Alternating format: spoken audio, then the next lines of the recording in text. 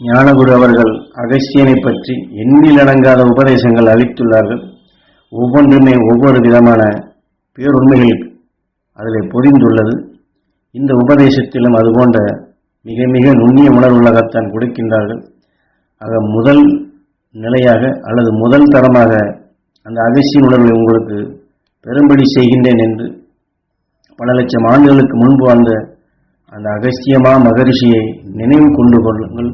அவரை நினைவு கொண்டு வந்து அகஸ்தியமா மகரிஷிகளின் அருள் சக்தி நாங்கள் பெற அருள்வாய் ஈஸ்வரா என்றால் நாம் நினைக்கலாம் அகஸ்தியரை எண்ணித்தானே நாம் தியானிக்கிறோம் என்று. ஆனால் எந்த அடிப்படையில் எப்படியெல்லாம் அவர் சக்தி பெற்றார் என்பதை மாமகரிஷி ஈஸ்வராய குருவர் பல கோணங்களிலே ஞானகுருவுக்கு உணர்த்தியுள்ளார்கள்.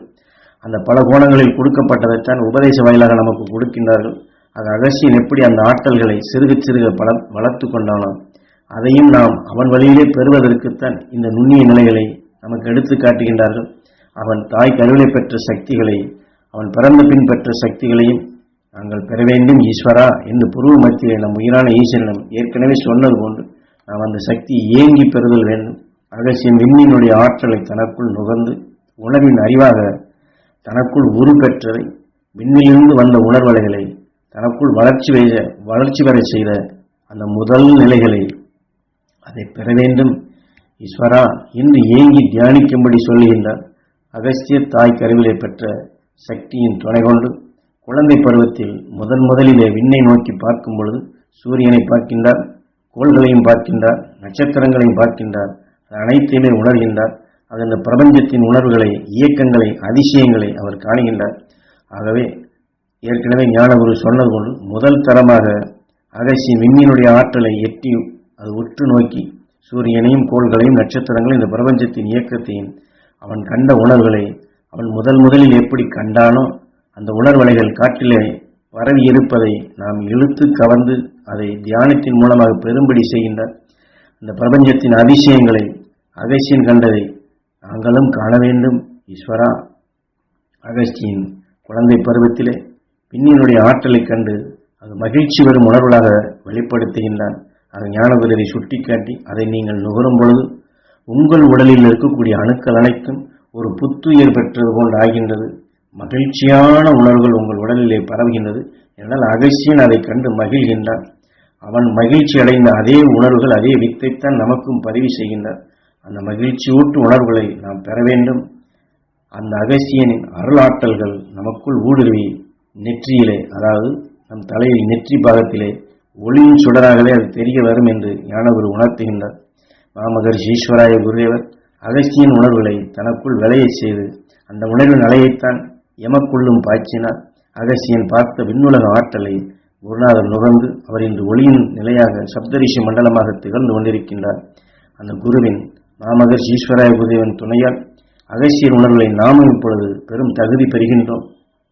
அந்த பெறக்கூடிய தகுதிக்குத்தான் இதை உங்களுக்கு பதிவு செய்கின்றேன் என்று ஞானகுரு உணர்த்தி உங்கள் உடலுக்குள் இதையெல்லாம் அறியக்கூடிய ஞானமாக நீங்கள் பெறுகின்றீர்கள்.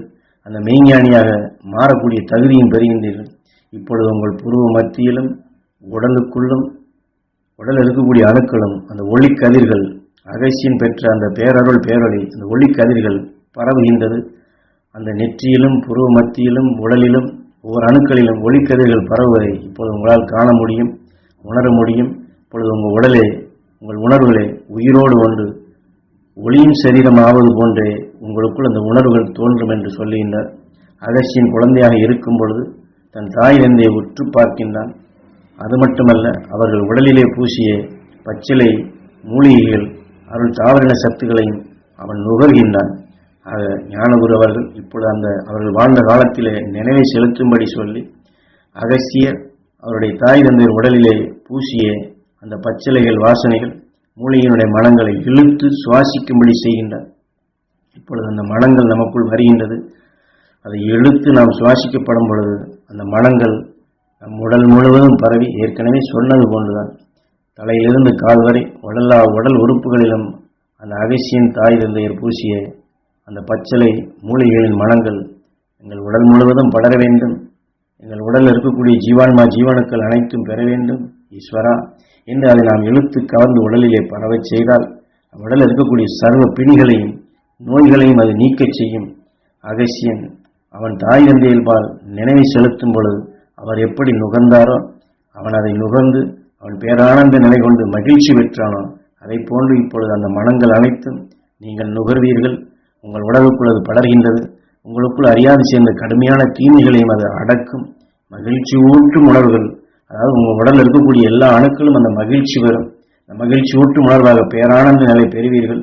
அதை பார்க்கலாம், அதை உணரலாம்.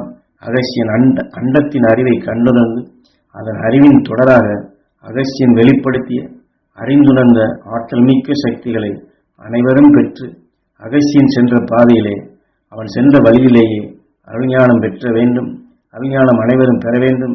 நாங்கள் அனைவரும் அந்த அருஞானம் பெற வேண்டும் ஈஸ்வரா. ஏனென்றால் ஞானகுரு இதை சுட்டிக்காட்டி முதல் தடவையாக இந்த உணர்வுகள் உங்களுக்குள் கொடுக்கப்படுகின்றது.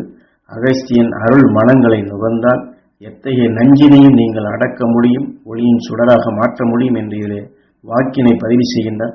ஏனால் நாம் ஏற்கனவே கேட்ட உபதேசம் என்று சாதாரணமாக நாம் நினைத்து விடக்கூடாது.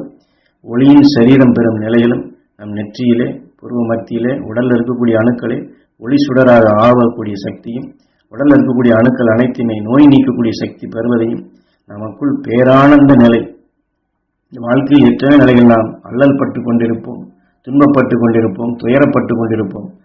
அதிலிருந்தெல்லாம் பரிபூர்ணமாக விடுபட்டு நம் உடலில் இருக்கக்கூடிய ஜீவ அணுக்களும் ஜீவ ஆன்மாக்களும் உடலில் இருக்கக்கூடிய எல்லா அணுக்களையும் நாம் அதிலே கோபப்பட்டதற்கும், வேதனைப்பட்டதற்கும், சலிப்புப்பட்டதற்கும், சஞ்சலப்பட்டதற்கும், சங்கடப்பட்டதற்கும், இப்படி எத்தனையோ அணுக்கள், எல்லா அணுக்களிலுமே இந்த அகஸ்தியன் பெற்ற அந்த பேரானந்த நிலைகளை அவன் குழந்தை பருவத்திலே கண்ட, அவன் மகிழ்ச்சி பெற்ற, தன் தாய் தந்தையை உற்று பார்த்து நுகர்ந்த அந்த மூலிகை எல்லாமே நம்ம உடலில் இருக்கக்கூடிய எல்லா அணுக்களுக்கும் இதை கொடுத்தோம் என்றால், உணவாக பெறச் செய்தோம் என்றால், அன்பு கொண்டு, பரிவு கொண்டு, பாசம் கொண்டு பெறச் செய்தால் அகஸ்தியனுக்கு கிடைத்த மகிழ்ச்சி நமக்கும் இதிலே கிடைக்கும்.